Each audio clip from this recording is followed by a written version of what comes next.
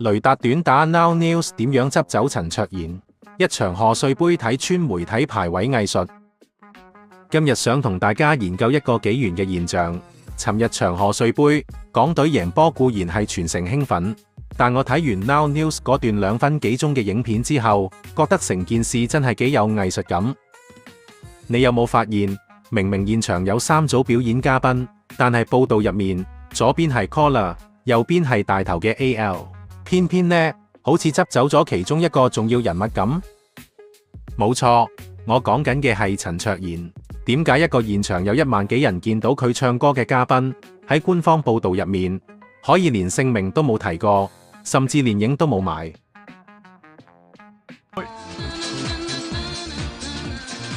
主隊球迷區嘅波飛早一日已經賣晒㗎啦，着紅衫嘅波迷為港隊打氣。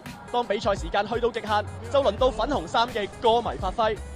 欣賞完港隊贏波，留到完場之後，為心愛嘅本地男女團落力應援，馬年開個好頭。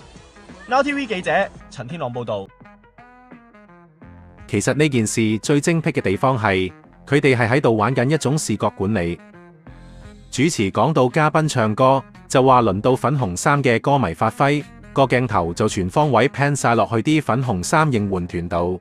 呢種做法好高深，佢唔直接講出口，咁搞法會令人覺得佢哋係用鏡頭話俾你聽，邊個先係佢哋心目中嘅絕對主力。明明大家係一家親，但係排位呢家嘢，原來真係親疏有別。到底今次呢個被消失事件，係媒體一時唔小心，定係唔想提，定係有一種我哋睇唔透嘅刻意安排？如果換做係你會唔會覺得呢種報道方式真係有問題呢？大家喺下面留言話我知你哋嘅睇法，一齊研究下呢個新聞之謎。好啦，希望下條影片都見到你啦，拜拜。大家好，歡迎嚟到魚眼雷達，呢度冇大道理講㗎，只係負責偵測下啲趣味情報。如果你覺得呢堆廢話仲算有營養，歡迎按 Thanks 請雷達飲杯咖啡，真係好多謝你，雷達靠你撐，下條片見。